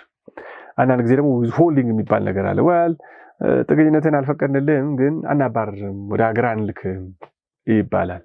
እነሱን ደግሞ እንደ ድሮ ቢሆን ቶሎ ይለቋቸው ነበር። አሁን ግን አይለቋቸውም። ለ5 ለ6 ወር እዛው ያቆዩቸዋል እና በጣም ይቸገራሉ። ኖ የተባሉና ዲፖርት ደረጋላችሁ የተባሉ ሰዎች ግን ወዲያው ላይክ በጥቂት ወራቶች ውስጥ ወደ ሀገራቸው ይመልሷቸዋል። ሀገራችን መሄድ አንፈልግም ካሉ ሌሎች ሀገሮች እንኳን ይፈልጋሉ። ሂደቱ ይሄ ነው። ማን ነው መፍራት ያለበት ለሚባለው አሁን ብዙ ጊዜ በተለየ ሁኔታ ትንሽ መፍራት ያለባቸው በዚች 1 2 3 ዓመት ጊዜ ውስጥ አሜሪካን ሀገር የመጡ ልጆች ናቸው። አሁን አዳዲስ የሚወጡ ህጎች አሉ ከ2019 ጀምሮ ምናምን የሚባል ነገር፣ እሱን ወደ ጎን ትተነው ግን አሁን በቅርቡ የመጡትን ልጆች ፍርድ ቤቶችም ቶሎ ጉዳያቸውን ለማየት እየሞከሩ ነው። አሁን የዛሬ 2 ዓመት የተቀጠሩን ሰዎች ቶሎ ኤክስፐዳይት ያደርጉትና ከወር በኋላ ፍርድ ቤት ቀረቡ ይሏቸዋል እና እነሱ ምንም ማድረግ አይቻልም። ፍርድ ቤት ደግሞ መቅረብ አለብህ፣ ጉዳይህን ማስረዳት አለብህ። መፍራት የለባቸውም። ጉዳያቸውን ከጠበቆቻቸው ጋር አጠናክረው ገብተው ፌስ ማድረግ አለባቸው። ፍርድ ቤት ከገቡ በኋላ ፖዚቲቭ ከሆነ ኮንግራቹሌሽንስ ደስ ይላል። ኖ ከሆነ ደግሞ የይግባኝ ሂደት አለ። ረጅም ሂደት ነው ያለው። እሱ እንግዲህ እስካልተቀየረ ጊዜ ድረስ አመታት ይፈጃል። እሱም ራሱ በዛን ጊዜ በነዛ አመታት ደግሞ እየሰሩ ነው ይህንን የይግባኝ ሂደታቸውን የሚከታተሉት። ስለዚህ በተለየ ሁኔታ መፍራት አለባቸው ብዬ እንኳን መናገር አልፈልግም፣ ግን ትንሽ ጠንከር የሚልባቸው በእነዚህ በቅርብ የመጡ ሰዎች ናቸው። የዛሬ 1 ዓመት 2 ዓመት አንዳንድ ጊዜ 3 ዓመት ኬዛቸው ምንም ቢሆን ኬዛቸው የብዙ ኬዝ አገራቸው በደረሰባቸው ችግር ነው የሚያቀርቡት ችግር የተለያየ ቢሆንም ያው የምንኖርበት ሀገር ለመኖር አልቻልንም፣ ችግር ገጥሞናል ነው። ኦኬ ችግሩማ የሚታየው ፍርድ ቤት ስትገባ ነው። ኦኬ እና ጠንካራ ነው ጠንካራ አይደለም፣ ሰውየው ክሬዲብል ነው ክሬዲብል አይደለም፣ የሚያቀርበው ማስረጃ ጠንካራ ነው ጠንካራ አይደለም፣ ፍርድ ቤት ነው የሚታየው። ግን አሁን እኮ ፕሮሲጀሩ ነው ከበድ እያለ የመጣው። መንግስት ምንድነው ቶሎ አሁን በቅርብ የመጡትን አገሩን ሳይለምዱ ቶሎ ለማባረር እየፈለገ ያለ ይመስላል። 1 ዓመት 2 ዓመት የተቀጠሩትን ቶሎ እንትን ይላል። አንዳንድ ጊዜ እውነት ለመናገር ውጪ ሆነው ጉዳያችሁን ተከታተሉ ተብለው የዛሬ አሁን 1 ዓመት 2 ዓመት አሜሪካን ሀገር ከገቡ በኋላ አሁን በቅርቡ እየታሰሩ ያሉ ክላይንቶቻችን አሉ። መንገድ ላይ ያስሯቸዋል። ሲያስሯቸው ዲፖርት አደረጓቸው ማለት አይደለም፣ ግን ከእስር ቤት ነው ማለት ነው ጉዳያቸውን የሚከታተሉት። አሁን ዲቴይንድ ሆነው ነው ማለት ነው ጉዳያቸውን የሚከታተሉ። ዲቴይንድ ሲሆኑ ጉዳይ ለመከታተል ለኛም ለነሱም ይከብዳል። በግልጽ ሆነ እንኳን ልትነጋገራችን እና ከእስር ቤት ሆነው ነው የሚከታተሉት ጉዳያቸው ማለት ነው። እስር ቤት ከሆነ ደግሞ አድሚኒስትሬሽኑ ወይም ፍርድ ቤቱም በኤክስፐዳይትድ በሆነ ሁኔታ ነው ጉዳዩን የሚጨርሰው። የ6 ወር የዛሬ ዓመት ምናምን ቀጠሮ አይቀጥርህም። ምናልባት በ15 ቀን ግፋ ቢል በ1 ወር ማመልከቻህን አስገባ፣ ጉዳይህን ቶሎ አስገባ፣ ፍርድ ቤት እንቀርባለን ነው እና እንዴት ብዬ መናገር እንደምችል አላቅም። በጣምም አትፍሩ። የይግባኝ ሂደቱ ስላለ ማለት ነው። ጉዳያችሁን በተቻለ መጠን ጠንካራ ለማድረግና ከጠበቆቻችሁ ጋር ለመወያየት ሞክሩ። ግን ኢን አን አንፎርቹኔት ሰርከምስታንስስ የሚታሰሩ ከሆነ ነገሮች ሊከብዱ ይችላሉ። ግን ስቲል ጠበቃው ሊረዳቸው ይችላል፣ ጠበቆቻቸው ሊረዷቸው ይችላሉ እና ትንሽ መስራት ያለባቸው በዚህ በቅርብ ወደ አሜሪካን ሀገር የገቡ ሰዎች ናቸው። ምክንያቱም መንግስት እንደው ጫን ብሎ አሁን ታርጌት እያደረገ ያለው እነሱን ይመስላል አካሄዱ።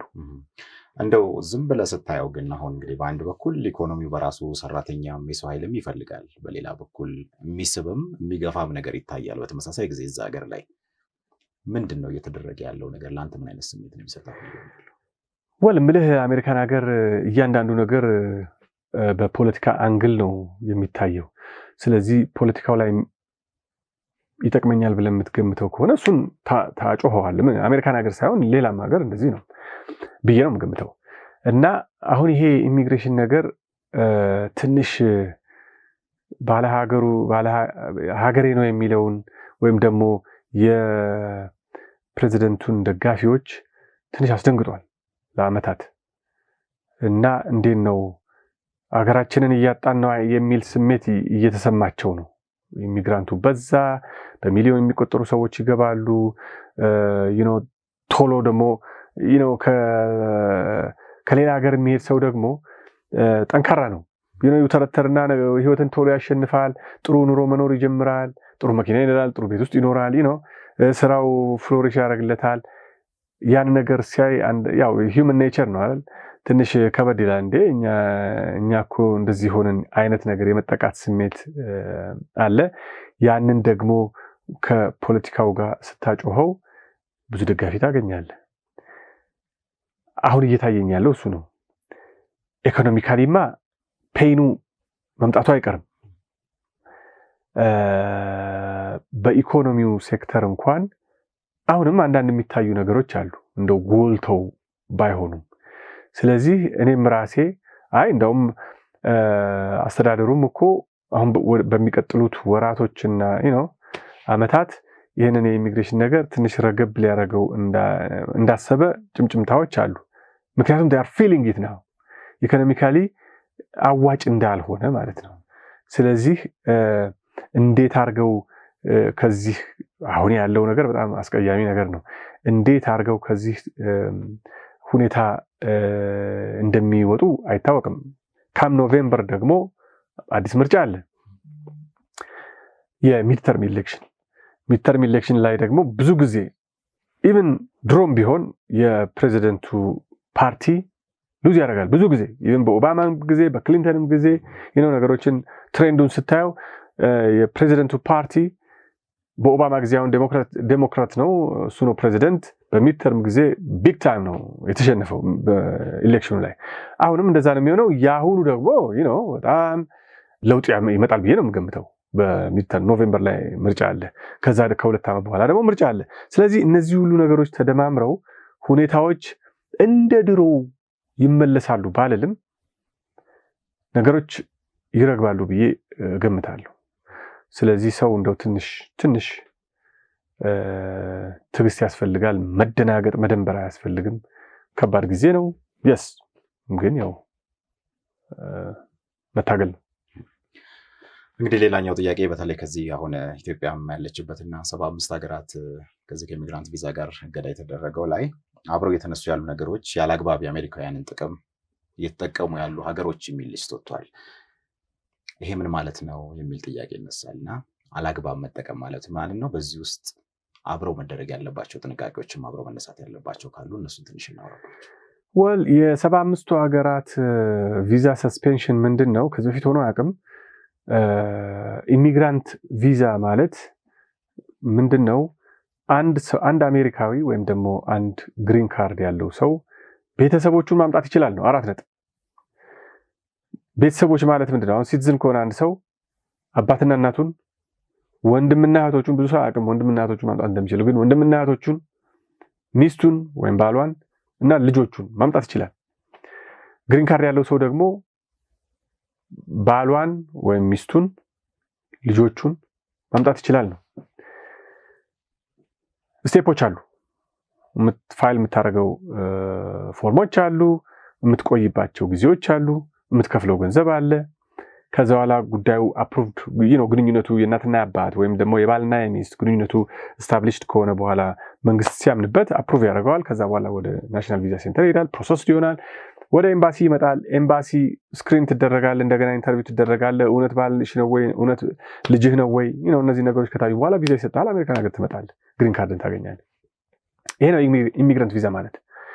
ያንን ኢሚግራንት ቪዛ ከጃንዋሪ 21 2026 ከጃንዋሪ 21 2026 ጀምሮ ሰስፔንድ እናደርጋለን። ሰስፔንድ ነው ለተወሰነ ጊዜ ማለት ነው ይደረጋል ነው የተባለው። ምክንያቱን ነው አሁን አንተ ያነሳው። ምክንያቱ ምንድነው በተባለ ጊዜ እምልህ የተለያየ ምክንያት ነው። ብዙ ጊዜ አሁን እነከሌ የናሽናል ጋርዶችን ተኩሶ ገደለ እንደዚህ እናደርጋለን ነው። እነከሌ ደግሞ ሰዎች ገደለ ዲቪን ፐርሰንት እናደርጋለን ነው። ይሄም አሁን እየተደረገ ያለው ምንድነው? ብዙ ሰዎች አሜሪካን ሀገር ከመጡ በኋላ እንደ ዘመድ ሆነው እንደ ባል ሆነው እንደ ሚስት ሆነው እንደ እናትና እንደ አባት ሆነው እንደ ልጆች ሆነው ይመጡና አሜሪካን ሀገር ከመጡ በኋላ ግሪን ካርዳቸውን ካገኙ በኋላ አቅም የሌላቸው ሰዎች የሚረዱበት መካኒዝም አለ አሜሪካን ሀገር። ዌልፌር፣ ፉድ ስታምፕ ሊሆን ይችላል፣ ሜዲኬል ሊሆን ይችላል፣ ሃውሲንግ ኦፖርቹኒቲስ ሊኖሩ ይችላሉ። የተለያዩ ጥቅማ ጥቅሞች የሚያገኙ ሰዎች አሉ። ኢንካማቸው ትንሽ የሆነና መንግስት በተቻለው መጠን ሊረዳቸው የሚገባ የሚረዳቸውም ሰዎች። አሁን መንግስት ምን እያለ ነው? እነዚህ ሰዎች አሜሪካን ሀገር መጥተው መስራት እየቻሉ ወይም ደግሞ እየሰሩ ገንዘብ እያላቸው ግን የመንግስትን እርዳታ እየተጠቀሙ ነው። the reason behind it ስራ አለው ገንዘብ አለው ግን በነፃ ቤት ውስጥ ይኖራል፣ ወይም ደግሞ ፉድ ስታምፕ ይወስዳል፣ ወይም ደግሞ የጤና አገልግሎት እየተጠቀምብን ነው። ስለዚህ አድቫንቴጅ እየወሰደብን ነው፣ ሲስተሙን እየተጠቀሙበት ነው to their advantage። ይሄ መሆን የለበትም። ስለዚህ ይሄ እንዳይሆን የሆነ መንገድ እስክንቀይስ ድረስ ለተወሰነ ጊዜ ይሄንን ቪዛ ሰስፔንድ አድርገናል ነው።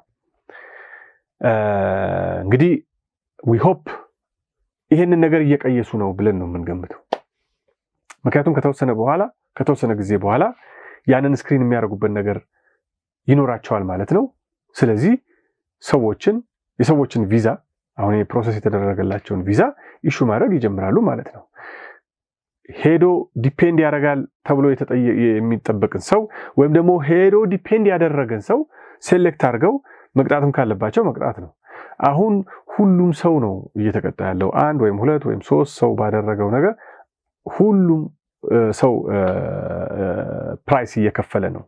ስለዚህ አሁን we hope በሚቀጥሉት ሳምንታት ወይም ወራት ሁኔታዎች ይለወጡና መንግስት ይሄንን ነገር መስመር ያበጅለትና ቬቲንግ ፕሮሰሱ በተለየ መንገድ ዲዛይን ካደረጉት በኋላ ይሄንን ቪዛ ኢሹ ማድረግ ይጀምራሉ ማለት ነው። ሰዎች ምንድነው መጠንቀቅ ያለባቸው የሚባለውን ነገር እንግዲህ በሚቀጥሉት ሳምንታት ወይም ወራት አንዳንድ ነገር ለማለት ሞክራለሁ። ግን ምንድነው ከእንደዚህ አይነት ነገር በተቻለ መጠን መራቅ ነው። ወጣት ሆኖ አሜሪካን ሀገር ሄዶ መስራት ከቻለ እንደዚህ ጥቃቅን ነገሮችን ነገር ላይ ዲፔንድ ማድረግ ጥሩ አይደለም ብቻ አይደለም፣ አሁንማ ፕራይስም ያስከፍላል። ሁኔታዎች እየተቀየሩ ስለሆነ ማለት ነው። ኢቭን እዛ ከደረሰ በኋላ ኖሮ ሲቲዝን ለመሆን በሚሞክርበት ጊዜ እነዚህ ነገሮች ማየት ጀምረዋል አሁን። ስለዚህ ሲቲዝን ላያደርጉት ይችላሉ እንደዚህ አይነት ነገር። ይሄ ማለት ሁሉንም ሰው ማለት አይደለም። ችሎታው ኖሮት ጤነኛ ሆኖ ገንዘብ እያለው መስራት እየቻለ እየሰራ ገንዘብ ኖሮት ማለት ነው። ግን ጀስት ለመጠቀም ብቻ ሲስተሙን taking advantage of the system is not right, it is not right። ስለዚህ ከዛ በተቻለ መጠን ለመራቅ ሞክሩ ነው። የኛ ማህበረሰብ እንኳን አይ ዶንት ኖ እንዴት ከዚህ ከ75ቱ ሀገሮች እንደተካተተችም አላውቅም። ምክንያቱም አብዛኛው ማህበረሰብ ሰራተኛ ነው፣ ጎበዝ ነው፣ 2-3 ስራ ይሰራል፣ ራሱን ለማሸነፍ ጥረት ያደርጋል። ግን አንፎርቹኔትሊ እንደዚህ ሆኗል። ግን ካሁን በኋላ በተቻለ መጠን እነዚህን ነገሮች እወቁና እርዳታው የሚገባቸው ሰዎች አሉ። እነዛ ሰዎች ያንን እርዳታ ገና ለገና ነገ እንደዚህ ያስከለክለኛ ምናምን ብለው መፍራት የለባቸው። እርዳታው የማይገባቸው ሰዎች፣ ሁኔታው የተመቻቸላቸውና ማድረግና መስራት የሚችሉ ሰዎች፣ የሚሰሩ ሰዎች ግን ከእንደዚህ አይነት ነገር በተቻለ መጠን ቢርቁ ይጠቅማል። ለእኛም ማህበረሰብ ነው የሚጠቅመው፣ ለራሳቸው ነው የሚጠቅመው። አንድ ሁለት ጥያቄዎችን እንግዲህ መጨረሻ እናንሳና እንጨርስ። ቅድም እንግዲህ በድንበር የሚገቡ ሰዎች የእነሱን ኬዝም እንደምትይዙ በተለይ በስር ላይ ያሉትንም ለማግኘት ያለውን ነገር በተወሰነ ደረጃ አንስተዋል። ይሄ መንገድ እንግዲህ ብዙዎች የሚሄዱበት ነው፣ ኢትዮጵያኖችንም ጨምሮ። አሁን እንግዲህ ይሄ ነገር የቆመ ይመስለኛል አይደለ? በድንበር የሚገቡ ብዙ ሰዎች ያሉ አይመስለኝም። አሁን ያለው አካሄድ ምን ይመስላል የሚለውን እግረ መንገድ እንድነግረን ነው። በዛ ላይ ደግሞ ብዙ ታሪኮች እንሰማለን፣ በዚህ መንገድ የገቡ ሰዎች ያለፉበት በጣም አሳዛኝም የስቃይም የሆነ ህይወትን እንሰማለን። እና ምን ይገጥማቸዋል እናንተ በዚህ ዙሪያ ላይ የተወሰነች ነገር እንድትነግረን ነው። ከባድ ነው፣ እጅግ በጣም ከባድ ነው። ልጆቹ አብዛኛዎቹ በጣም ወጣቶች ናቸው። ህይወትን ያላጣጣሙ ልጆች በጓደኛ ወይ ደግሞ በሰፈር ሰው ምናምን ተገፋፍተው ነው እንደዚህ አይነት ነገር የሚያደርጉት። በጣም ብዙ ናቸው። የሚያሳልፉት መንገድ is horrible። በተለይ ሴቶቹ በጣም ከባድ ነው የእውነት ለመናገር። ብዙዎች ሁኔታውን በተሳካ መንገድ ጨርሰዋል። ግን አንዳንድ ክፉ ገጠመኞች አሉ፣ ትራውማቲክ የሆኑ ማለት ነው የእውነት ለመናገር። አሁን ያ ነገር ቆመዋል። ምክንያቱም አዲሱ አስተዳደር ቢሮ ከያዘ ጀምሮ በቦርደር በኩል የሚገባ ሰው የለም። እንደ ድሮ ቢሆን ይገባል፣ ነገሮች ኢዚ ናቸው። 1-2 ቀን ነው እንዳልኩ ነው፣ ይታሰራሉ፣ ከዛ ይፈቱና ውጭ ሆነው ነበር የሚከታተሉት። አሁን ውጭ ሆነው መከታተል የለም። ከመጡም እዛው ነው ዲቴይን የሚሆነው። እስሩ ደግሞ በጣም ከባድ ነው፣ እጅግ በጣም ከባድ ነው። እና ብዙ ሀገራት ነው የሚያቋርጡት። ብራዚል፣ ፔሩ፣ ኮሎምቢያ፣ ሆንዱራስ፣ ኤልሳልቫዶር፣ ሜክሲኮ። አንዳንዱን በእግር ነው፣ አንዳንዱን በመርከብ ነው፣ አንዳንዱን በመኪና ነው፣ አንዳንዱን በባህር በጀልባ ነው። በጣም ከባድ ነው፣ ለሰው የሚመከር አይደለም። ይሄ ደግሞ ከተለያዩ ሀገሮች ነው፣ ከኛ ሀገር ብቻ አይደለም። ከተለያየ ሀገር ነው የሚመጣው። ከቻይና ነው፣ ከህንድ ሀገር፣ ከላቲን አሜሪካን ሀገሮች፣ ከአፍሪካ፣ ከብዙ ሀገሮች፣ ከአረብ ሀገሮችም ጭምር። እና ያው መቼም ሰው ተገዶ ነው ይህንን ምርጫ የሚወስደው። የደረሰበትን ችግር አልደረሰብህም ዝም ብለህ ነው ምናምን ማለት አይቻልም። ግን እግራቸውን ከማንሳታቸው በፊት አትሊስት ነገሩ ከባድ እንደሆነ ማወቅ አለባቸው። ጓደኛ ሰክሰስፉል የሆኑ ሰዎች አሉ። ገብተው እኮ ብዙዎቹ እኮ አሁን ነው እንጂ ነገሮች የከበዱት እኮ በፊት አብዛኛዎቹ ሰክሰስፉል ይሆናሉ። ያንን ሲያዩ ሰክሰሱን ብቻ ነው ሰው የሚያወራው፣ ያሳለፈበትን መንገድ እና ከባዱን መንገድ አይነግራቸውም። እና በቃ I made it, I won my case, yes, we're happy። ከዛ በኋላ ስልክ አንስቶ ሁኔታዎችን የደስታን ሁኔታ ብቻ ነው የሚናገረው። እኛ ደግሞ አትሊስት ከባዱን ነገር እንናገር በሚል ነው። የደስታውንማ ሁሉም ሰው ሊናገር ይችላል፣ ቀላል ነው። እና ከባድ ሁኔታ ነው የሚገጥመው ሰው በዛ መንገድ ሲያልፍ ማለት ነው፣ የየትኛውም ሀገር ዜጋ ኢቭን ኢፍ በሀገራቸው የሚደርስባቸው ችግር የባሰ ቢሆንም ለማለት ነው። እና ማወቅ አለባቸው ከመነሳታቸው በፊት ሁኔታው እጅግ በጣም ከባድ ፈታኝ እንደሆነ፣ ኢቭን ለህይወት እንኳን ፈታኝ እንደሆነ ሊረዱት ይገባል። አሁን ደግሞ በተለይ አሁን ጥሩ ነገር የመሆኑ ነገር እየቀነሰ በሚመጣበት ጊዜ እንደው ቆም ብሎ ማሰብ ያስፈልጋል ብዬ ገምታለሁ። እስቲ እንግዲህ የመጨረሻ ጥያቄውንና ጠቅልል ያለውን ነገር እንደ ማህበረሰብ እዚያ ያለው ኢትዮጵያዊ አዳዲስ የተሰሙ ያሉ የምንሰማቸው ነገሮች አሉ። በተለይ በዚህ ከተለያዩ ከድራግ ጋር በተገናኙ በሌሎችም ጉዳዮች ላይ ኢትዮጵያን ብዙም ስማቸው አይነሳም ለረጅም ጊዜ። አሁን ግን ያን ያህል ትልቅ ቁጥር ባይሆንም ምልክቶች መታየት ጀምረዋል የሚል ነገር ይሰማል። በተለይ በወጣቱና አዲስ እየመጣ ባለው ጄኔሬሽን ላይ እንዲህ አይነት ኬዞች ይገጥማቸዋል። እንደዛ እንደሚኖር ሰውም እንደ ነዋሪ አንድ ላይ ሌላኛው ደግሞ ህጋቸውንም እንደሚከታተል ሰው ምን ታያለህ?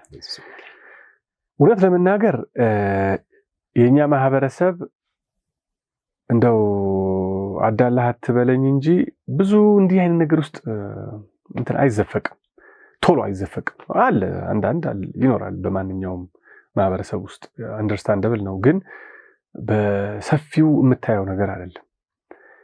ህይወትን ለማሸነፍ ነው ብዙ ሰው የሚጥረው እንደ ማንኛችንም ሰው ቢሆን ማለት ነው። ግን ዋንስ ነው ዋል አንዳንድ ነገር መግጠሙ አይቀርም። አሁን ባልከው ዙሪያም በመጠጥ ዙሪያም በቤተሰብ ችግርም ዙሪያ በባልና በሚስት በምናምን እንደ ባህልም ሆኖ ቶሎ ነገር ያችን ደግሞ ጠበቃ ጋር አምጥቶ መናገር ይፈራል። ተሸፋፍና እንድታልፍ ይፈልጋል። አሁን ያቺ ተሸፋፍና ማለፍ የምትባል ነገር አትኖርም፣ ዋጋ ታስከፍላለች። ምክንያቱም ስታተስህን ችግር ላይ ሊጥል የሚችል ነገር ይሆናል። አሁን ግሪን ካርድ ይዘህ መጥተህ በጠጥተህ ስትነዳ ተይዘህ ሊሆን ይችላል። ፍርድ ቤት ትሄዳለህ። ብዙ ፕሮግራሞች አሉ። ጊልቲ ነኝ ትልና 6 ወር ፕሮቤሽን ምናምን ይሰጡሃል። አልታሰርክም አምግድ ትላለህ። ግን ዜጋ ለመሆን ስትሞክርና አንዳንድ ጥያቄዎች ስትጠየቅ የማያውቁብህ ይመስላል። ያን አትናገርም። ቀላል ነውም ብሎ ሊሆን ይችላል አንዳንድ ሰው። ያ ነገር ዋጋ እያስከፈለ ነው። ኦኬ። እና እነዚህ ነገሮች አሁን ነው ፖፕአፕ ማድረግ የጀመሩት። በፊትም አሉ ማለት ነው። ግን ያው በትንሹ ስለሆነ እነሱም የህግ ምክር አይፈልጉም። ምክንያቱም በቀላሉ ሪዞልቭድ ሆኗል ብለው ስለሚገምቱ ችግሩ ሲሪየስሊ አይታያቸውም። ሁኔታዎቹን ይተውታል።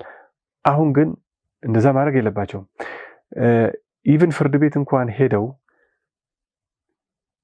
ዳኛ ፊት ቀርበው ችግሯ ትንሽ እንኳን ብትሆን ጥፋተኛ ነኝ ጥፋተኛ አይደለሁም። ብዙ ጊዜ ምንድነው ፍርድ ቤት ስትሄድ ክርክሩን አይፈልጉትም። ቶሎ ብለህ ካመንክ በቃ በዚህ እንቅጣህና ነፃ ትሆናለህ፣ የመጀመሪያ ነው፣ ችግር የለህም ነው ብዙ ጊዜ የሚሉት። ያንን ለመጠቀም ጊልቲ ነኝ ካልክ ያቺ ነገር ዋጋ ታስከፍላለች። ስለዚህ እሷን ከማለት በፊት ነው የህግ አማካሪ ማማከር ያለብህ። ምክንያቱም ፍርድ ቤት ይዞ የሚሄደው ጠበቃ የክሪሚናል ሎየር ነው። እሱ ያንተን ደህንነት ነው እንዳትታሰርበት፣ ምንም አይነት ብዙ ችግር እንዳይደርስብህ ቶሎ ነገሮች ሪዞልቭ እንዲሆኑልህ ነው የሚፈልገው። የቀጠርከውም ለዛ ነው። ስለዚህ ጊልቲ ነኝ በልና የስራቱ ነገር 6 ወር ትታሰር የነበረውን ነገር ሰስፔንድ ይደረግልሃል። ኮሚኒቲ ሰርቪስ 40 ሰዓት ወይም 120 ሰዓት ወይም ደግሞ 6 ወር ፕሮቤሽን እንሰጣለን። አትሊስት ሲሪየስ የሆነው ነገር ይቀርልሃል ስትባል ደስ ሊልህ ይችላል። አትታሰርም። ያ ነገር ግን ከተወሰነ ጊዜ በኋላ ሁኔታዎች ይለወጡና ስታተስህን ሁሉ ችግር ውስጥ የሚከትብህ ነገር ሊኖር ይችላል። ስለዚህ በተቻለ መጠን እንደዚች አይነት ክራይም ውስጥ የገባችሁ የተነካካችሁ ሰዎች ፍርድ ቤት ሄዶ ጥፋተኛ ነኝ ጥፋተኛ አይደለሁም ወይም ምናምን ከማለታችሁ በፊት የኢሚግሬሽን ሎየር ለማማከር ሞክሩ። ክራይም ዙሪያ ይሄ ነገር እንደዚህ ብል ነገ ችግር ያመጣብኛል ወይስ አያመጣብኝም? ኦፍ ኮርስ ችግር አምጥቶብሃል። ኦልሬዲ እንዲህ አይነት ነገር ፈጥረሃል በራስህ ጥፋት ማለት ነው። ግን ያ ነገር እንደው ተባብሶ ሌሎች ነገር ላይ እንዳይሉ በተቻለ መጠን መፍራት አያስፈልግም። ከጠበቃ ጋር የምታወሩት ነገር ምስጢር ነው፣ አትፍሩ። የባህል ነገር ሆኖ የማፈር ወይም ደግሞ እንትን ነገር አለ የለም። ለጠበቃና ለነፍስ አባት ሁሉ ነገር የሚነገረው ይባላል። ስለዚህ ያንን አትሊስት ባህሉ እንዲኖር ከወዲሁ ሰዎች ቢገነዘቡ ጥሩ ነው ብዬ አስባለሁ።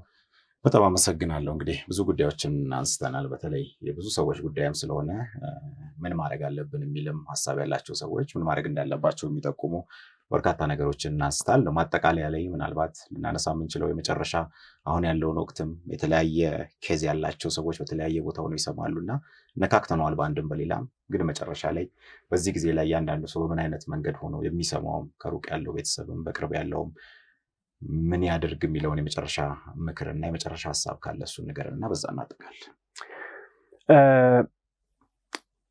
ምንድነው በተቻለ መጠን አይኖ ከብዙ አቅጣጫ ብዙ ነገር ነው። ጓደኛ ያማክራል፣ ሩሜቴ ያማክራል፣ አክስት አጎት ያማክራል፣ ጠበቃ ያማክራል፣ ቤተሰብ ያማክራል። ነው ብዙ ከብዙ አቅጣጫ ኢንፎርሜሽኖች ይሰማሉ። መጥፎ ነው ማለት አለም፣ ጥሩ ነው። ዌል ኢንፎርምድ መሆን ጥሩ ነው። ግን በተቻለ መጠን ቤተሰብም ቢሆን ባለጉዳይም ቢሆን ከየትኛውም ዓለም ያለ ማለት ነው መስጋታችሁ ኢስ ኖርማል። ኦፍ ኮርስ ልትሰጉ ይገባል። ምክንያቱም ያስፈራል ሁኔታው አይደል?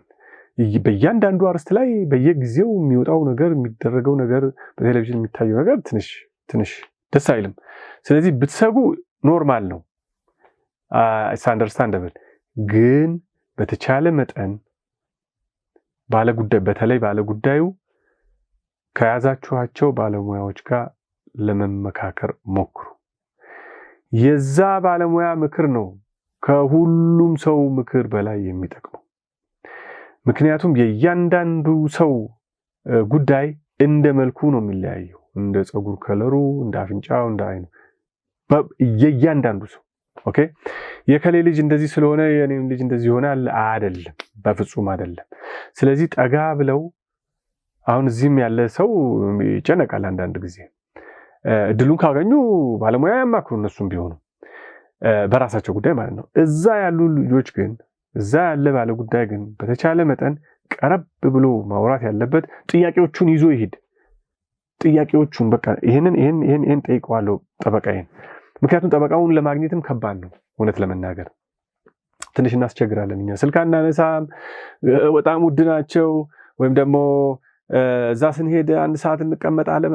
የስ አይ አንደርስታንድ እጥረት አለ። ብዙ ሎየርስ እንፈልጋለን ያልኩትም ለዚህ ነው። እኛ በጣም ትንሽ ነን። ሀሜትም አይደለም፣ ትክክል ነው። ብዙ ትንሽ ሰው ይጉላላል።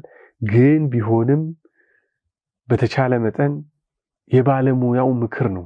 ምክንያቱም የዛን ሰው ጉዳይ ሞር የሚያውቀው ባለሙያው ነው፣ መፍትሄውን የሚሰጠው። ኦኬ፣ እንደ እድሜው፣ እንደ ሃይማኖቱ፣ እንደ ብሔሩ፣ እንደ ትምህርት ደረጃው የተለያየ ሁኔታ እና ሄዶ ማማከር ያለበት ጠበቃው ነው እያንዳንዱን ነገር ሊነግረው የሚገባው። አንዳንድ ጊዜ ምንድነው ብዙ ምክር ይሰማና ሰው ያንን ሁሉ ምክር አምጥቶ ይወናበዳል፣ ትንሽ ይቸገራል፣ ስትረስ አውት ይሆናል፣ ፍረስትሬት ያደርጋል። አይ ነው ችግርም ቢኖር ከጠበቆች ጋር በተቻለ መጠን ጠጋ ብሎ ከጠበቆቻቸው ጋር ቢማከሩ የተሻለ ነው ብዬ እገምታለሁ። በዚህ አጋጣሚ እኛም ጋር ሊሚቴሽን ስላለ ነው እውነት ለመናገር። ምክንያቱም ቁጥራችን ትንሽ ነው፣ በጣም ብዙ ክላይንት ነው ያለን። የእያንዳንዱ ሰው ኬዝ ደግሞ ኢትስ አባውት ዜር ላይፍ የህይወት ጉዳይ ነው። እንዲሁ ዝም ብለህ አንተ እንዲህ ነው ብለህ የምትለው ነገር አለ። የህይወት ጉዳይ ነው እና አቴንሽን ይፈልጋል የእያንዳንዱ ነገር። አሁን ቢሮ ይመጡና ግማሽ ሰዓት፣ 1 ሰዓት፣ 2 ሰዓት ይቆያሉ። ምክንያቱም እኔ ከክላይንት ጋር ልሆን እችላለሁ። ያንን ክላይንት ቁጭ ብዬ በደንብ ማዳመጥ አለብኝ። ብሎ ሊናገር ይገባል። በሚገባኝ ቋንቋ በደንብ ሊያስረዳኝ ይገባል እና ያንን ያለውን ችግር ደግሞ ማከም መቻል አለብኝ። በዚህ ጊዜ ሌላው ሰው ሊጉላላ ይችላል። ግን ያም ሰው የተጉላላውም ሰው እድሉን አግኝቶ በሚያገኘኝ ጊዜ ሕክምናውን እሰጣለሁ ብዬ ነው ገምታለሁ። I truly believe so። ስለዚህ ምንም እንኳን እንደው ትንሽ ጊዜ ባይኖረንም እጥረት ቢኖረንም ፍረስትሬት ብታደርጉም ሞር ከጠበቆቻችሁ ጋር መነጋገራችሁ ይረዳችኋል ብዬ ነው የምገምተው። ምክንያቱም እውነት ለመናገር ናወዴይስ እኛ ባለሙያዎቹ ጠበቆች 10 ምናምን ሰዓት ነው የምንሰራው በቀን። ቅዳሜና እሑድ ሁሉ እንሰራለን። ሌሊትም ይደውላል። ሰው ይደነግጥና ጠበቃ ነህ ብሎ በሌላ ኤሪያ እንኳን ያለው ችግር ሲኖር ጠበቃው ጋር ነው የሚደውለው። እኔማ ለዚህ አልቀጠርከኝ ምናምን አንልም። አብዛኛውን ጊዜ ደግሞ አብዛኞቹ የኛ ማህበረሰብ ጠበቆች በነፃ ነው የምናማክረው፣ ገንዘብ አንቀበልም። ስለዚህ ቴክ አድቫንቴጅ ኦፍ ዛት። ትንሽ ፍረስትሬትን ብታደረጉ አናገኛቸውም ብትሉ ሰዋት ኢትስ ኦኬ። በነፃ ለምንሰጠው ሰርቪስ አንዳንድ ጊዜ ትንሽ ብትቸገሩም በቀጠሮ ሰዓት መታችሁ ባታገኙንና ትንሽ ቆይታችሁ ብታገኙ ሞር ትጠቀማላችሁ ብዬ ገምታለሁ። ያንን ነው ለማለት የምፈልገው። እሺ፣ በጣም እናመሰግናለን። እንግዲህ በተጣበበ ጊዜ ሰፊ ጊዜ ወስደን አውርተናል። መመለስ ያለባቸው ጉዳዮችም ተመልሰዋል ብዬ አስባለሁ። በተመልካቾች በኩልም ያሉት በሌሎች አጋጣሚዎች ደግመን የምንገናኝ ይመስለኛል። ስለ ጊዜ በጣም ነው የማመሰግነው። ምንም አይደል። ተከታታዮቻችን እንደ ቤተሰብ የዛሬው ዝግጅታችን ተጠናቋል። እንግዲህ ከኢሚግሬሽን ጋር የተገናኙ በርካታ ጉዳዮችን አንስተን ከአቶ አላን ጉደታ ጋር ተመካክረናል። በአሜሪካን ሀገር የህግ ባለሙያ ናቸው። በተለይ በዚህ በዲኤምቪ አካባቢ ላይ ያሉ ኢትዮጵያን ጉዳያቸውን ከሚከታተሉላቸው የህግ ሰዎች አንደኛው ናቸው። በበርካታ ጉዳዮች ለሚነሱ ጥያቄዎች ምላሻቸውን ሰጥተውናል። ስለነበራችሁ ቆይታ ሁሉ እናመሰግናለን። ሳምንት ከሌላ እንግዳ ጋር እንመለሳለን። ጤና ይስጥልን።